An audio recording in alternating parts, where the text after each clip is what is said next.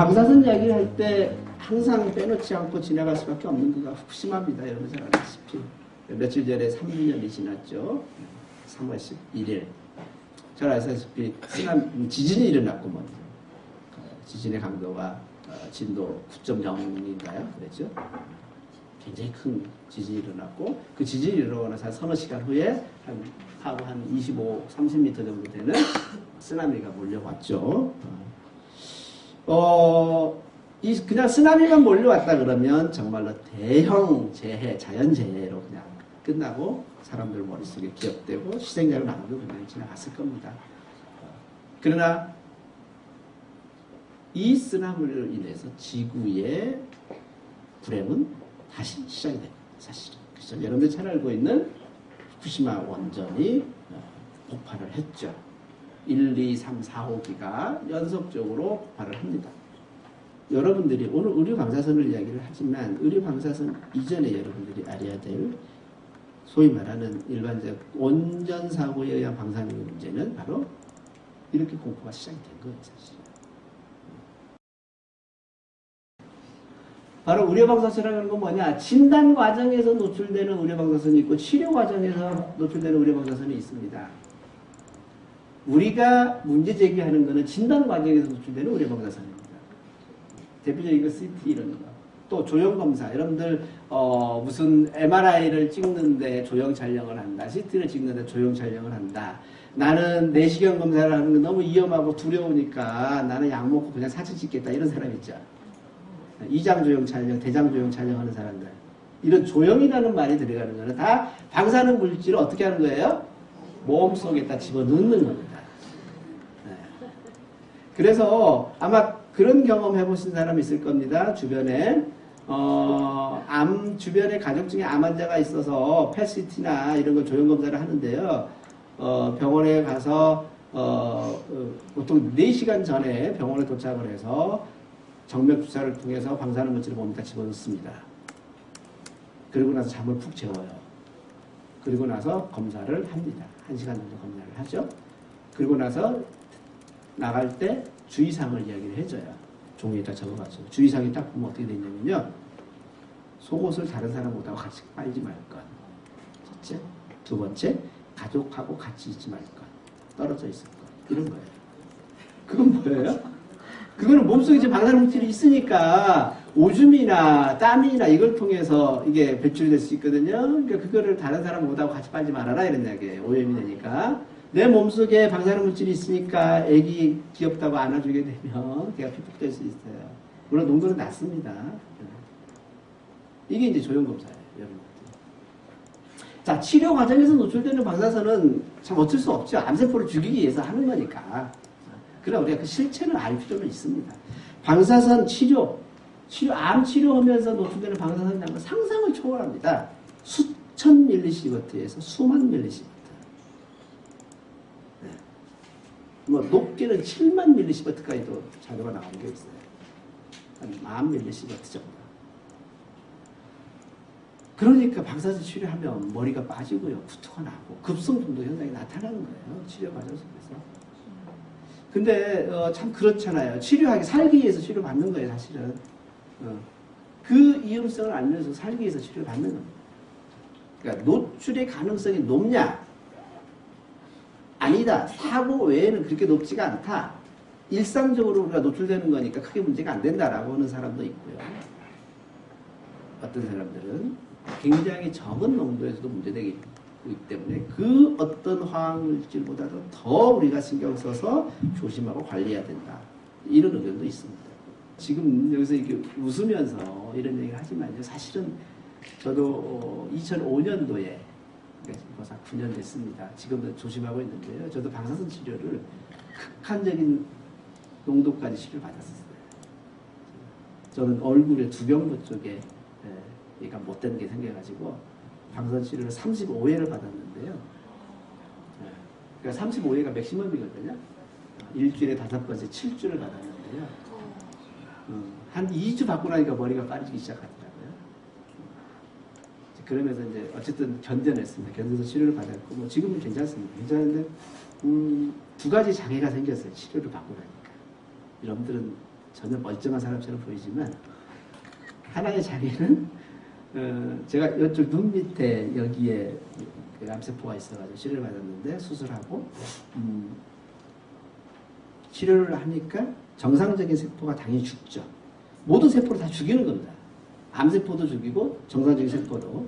근데 이제 정상적인 세포는 나중에 좀 살아날 수 있으니까. 그런데 치료 과정 속에서 신경세포가 죽어요. 그래서 저는 모든 냄새를 못 맡습니다. 이게 방에서 그렇게 위험한 거예요. 그 다음에 치료를 받고 나서 처음에는 몰랐는데요. 치료를 받고 나서 보니까 이런 말씀드려서 굉장히 죄송하지만 제 코 속에 있는 그 굉장히 중요한 기능을 해주는 코털 있죠. 제 코털은 하얀색입니다. 돌연변이가 생긴 거예요. 그러니까 머리카락, 그러니까 이 코털과 관련된 이 세포의 변이가 생긴 건데요. 색깔이 변해버렸어요. 이게 이런 거가 방사선이에요, 사실은. 이익과 해가 다 있는 겁니다. 이익은요, 우리가 그걸 알면서도 검사를 받고 치료를 받는 거는 방사선으로 인한 염려보다는 더 이익이 크기 때문에 어쩔 수 없이 하는 거예요. 해로운 거 뭐냐? 해로운 거. 해로운 거는 이건 정말 있어서는 안 되는 건데요. 불필요하게 중복 촬영하는 것. 많은 사람들이 강요를 당하는 경우가 많습니다. 공교롭게도요. 의료인은 수요를 창출할 수 있다고 합니다. 그게 뭔 말이냐면 없는 질병도 만들어낼 수 있고요. 안 받아도 되는 검사를 받게 할 수가 있어요. 의사는.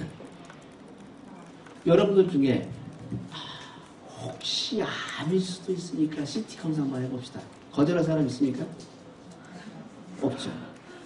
근데 의사는 그걸 창출해낼 수가 있어요. 그런 수요를. 그래서 일부는 모든 의사가 다 그렇다는 얘기가 아니라요. 일부는 검사를 강요하는 사람이 있습니다. 이제 이런 게 문제라는 거예요. 재촬영. 자기가 이제 의심스러우니까 다른 병원에 또 검사를 합니다. 그럼 그 병원에서 뭐라 그래요? 또 찍어봅시다. 그러잖아요. 찍은 지 한 달도 안 됐는데 이게 재촬영이에요. CT 재촬영률의 기준은 30일 이내에 또 한 번 동일한 부위를 찍는 걸 재촬영이라고 합니다. 그럴 필요가 없어요, 사실은. 근데 우리나라 CT의 재촬영률이 한 20% 됩니다. 20%. 이거 보건복지 발표자료예요. 20%. 이거는 100% 병원의 수입입니다. 수입을 예상한 거예요. 그러니까 이런 거가 문제라는 거예요. 그 다음에 종합검진. 이런 데서 정말 그냥 아무것도 모르고 그냥 방사선 쪼이는 이런 문제들. 이게 이제 방사선으로, 의료 방사선으로 인한 해입니다. 이 두 가지가 다 있는데 사실은 우리가 강조하고자 하는 건 뭐냐면 선택입니다. 이 선택을 도대체 우리가 어떻게 할 거냐. 그 다음에 우리가 진짜 선택권이 있는 거냐. 이런 관점에서 의료 방사선을 바라봐야 되고요. 우리나라 방사선 검사 횟수가 점점 늘어납니다. 최근에 2011년도까지 자료를 보면 그래서 우리가 지금 현재 1.4mS까지 올라왔어요. 의료 방사선 수치가. 아까 우리나라가 한 0.9 정도 됐었잖아요. 이게 지금 1.4까지 올라가 있습니다. 그래서 이건 계속 늘어날 것이다. 이렇게 보는 거고요. 잘 아시다시피 의료 방사선의 검사 부위에 따라서 한 번 찍을 때마다 노출되는 방사선의 비풍량들이 국가에서 이렇게 발표한 자료들이 있습니다. 우리가 가장 많이 찍는 일반 엑스레이는 그렇게 높지는 않아요. 0.0이니까요. 가슴 같은 거 찍는데 0.0이니까 1년 기준치 1mS에 50분의 1이다. 그러니까 그렇게 많이 안 찍더라도 크게 문제는 안 됩니다. 가슴에서. 그러니까 임산부는 조심해라고 그랬죠. 여러분들이 많이 하고 있는 유방 촬영 같은 경우는 일반 엑스레이의 10배입니다. 0.27 정도 되고요. 아까 이야기했듯이 위장 내시경, 대장 내시경 그거를 무섭다고 조형 촬영을 할 때는 굉장히 높고요. CT 얘가 문제입니다. CT 가슴 CT 여러분들 많이 찍는 골반 CT나 복부 CT 이런 거 종합검진 하면 한 번씩 씁니다. 10mSv 정도. 조금 비싼 거 펫이라고 그러죠. 펫 검사, 펫 CT. 이거 전신을 그냥 쭉 스캔을 하는 겁니다. 이거는 20mSv 한 번에. 그러니까 CT 한번 찍으면 가슴에 CT 한번 찍으면 어떻게 돼요? 8년치 방사능 기준치를 한 방에 그냥 맞는 거예요. 이게 이제 방사선, 의료 방사선의 그 위험성이 국가에서 발표한 통계입니다. 많은 사람이 오해하고 있는데요. MRI도 이거 안 찍어야 되는 거 아닙니까? 그런데 초음파나 MRI는 방사선하고 전혀 무관합니다. 초음파는요, 문자 그대로 초음파. 아주 주파수가 굉장히 높은 그런 초음파에 의해서 검사를 하는 거고요. MRI는 자기장 검사입니다. 이 전기장과 자기장이 이것도 사실 전자파긴 해요. 그래서 우리가 이런 것들을 이것도 방사선입니다. 일종의 초음파나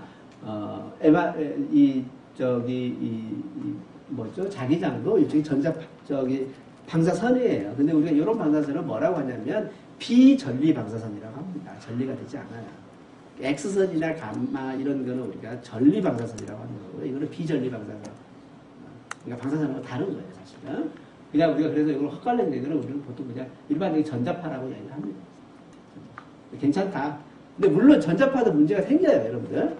요즘 전자파 보면 얼마나 이야기 많이 합니까? 어젯밤에 전기장판에서 죽으신 사람. 전기장판에서 죽으신 사람은 왠지 몸이 아침에 일어나면 개운치가 않아요. 다 전자파 영향입니다. 물론 자기 돈 들여서 자기가 가서 검사를 받는 겁니다.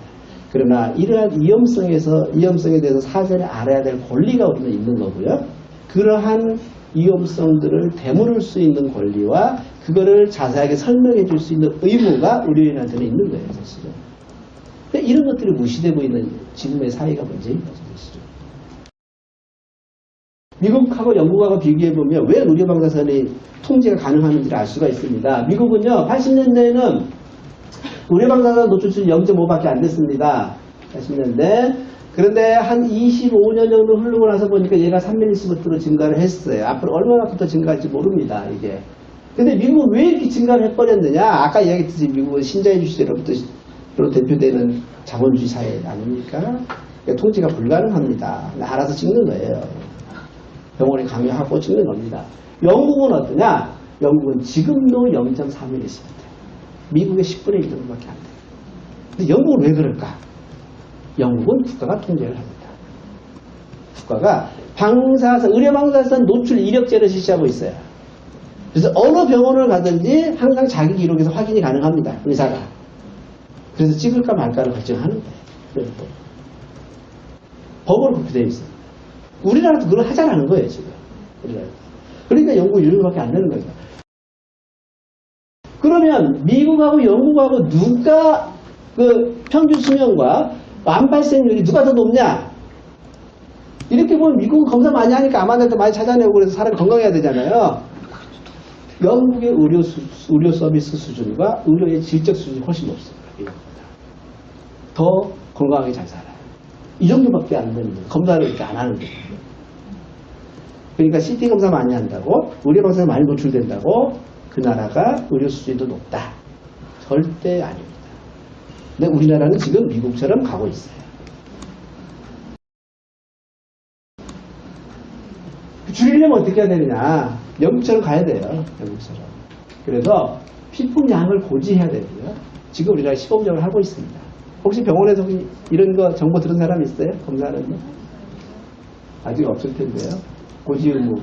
그 다음에 가이드라인을 만들어야 됩니다. 제 설명이랑 가이드를 만들어야 돼요. 이것도 법으로 만들어야 됩니다. 그리고 병원의 진료 결과를 반드시 기록하도록 해야 돼요. 영국처럼 기록하도록 해야 되는 거고요. 종합검진에 대한 가이드라인을 만들어야 됩니다. 서울대병원은 조금 가지고 있어요. 저도 좀 불만이긴 합니다만 서울대병원은 종합검진을 하더라도 의료방사선 피폭량 20mS부터는 자기들 자체 기준을 가지고 있어요. 그나마 다행이죠. 그죠? 20mS 정도 가지고 있습니다. 그러니까 그런 가이드라인을 만들자라는 거고요. 기기를 잘 관리를 해야 됩니다. 그래서 보건복지부가 그래도 국민의 건강을 책임지는 기관이다 보니까 이런 고민을 하고 있어요. 그래서 지금 모 국회의원이 이런 법을 제정하려고 하고 있고요. 보건복지부가 시범사업을 했고 이거를 모든 병원을 확대하겠다. 특히 이런 피폭량에 대한 의료 기록, 진료 차트에다가 기록하는 거 이걸 하니까 바로 답변이 나옵니다. 제가 읽어볼게요. 컴퓨터 단축 촬영 등 진단용 방사선 발생 장치에서 발생하는 방사선 피폭량을 환자에게 고지하도록 하는 방안이 추진되고 있는 것과 관련돼서 의료계는 환자에게 오히려 공포심만 조성할 수 있다고 경고하고 있다. 발악을 하는 겁니다. 의료계는 이제 먹고 살아야 돼요. 또 반대를 하고 있어요. 특히 방사선 쪽에 있는 사람들이. 그래서 때에 따라서는 이제 요거를 이제 어떻게 할 거냐. 이게 결국 우리도 또 시민운동으로 사실은 이거를 법으로 좀 만들고 규제를 하도록 해야 돼, 사실은. 예. 의료계에서는 반대하고 있습니다만 영국처럼 그렇게 하자라는 거. 그래서 이렇게만 된다 그러면 조금 의료 방사선의 위험성으로부터 좀 해방되지 않을까 생각을 합니다. 정리를 해보겠습니다. 사실 의료 방사선은 제가 처음에 말씀드렸듯이 몇 가지 원칙만 알고 있으면 되겠다. 그러니까 아까 얘기했듯 이익과 해가 있는데 그 이익과 해를 선택할 수 있는 권리를 우리가 가지자. 그리고 그러기 위해서는 사전 정보가 필요하다는 거고요. 그리고 이거를 올바르게 가기 위해서는 국가의 정책이 바뀌어야 되는 거고, 그래서 여러분들의 감시와 참여가 대단히 중요하다. 더 앞서서 결국은 의료 방사선도 포괄적인 방사선의 문제이기 때문에 방사선과 관련된 포괄적인 정보, 우리나라의 핵 에너지 정책 이런 것들을 정확히 알고 정확히 판단해서 우리 사회를 건강하게 만들기 위해서 어떻게 해야 되느냐. 여러분들 스스로 한 번쯤 고민해보고 여러분들 같이 동참하고 이랬으면 좋겠습니다. 자, 강의는 이걸로 마치고 질문 있으시면 받겠습니다.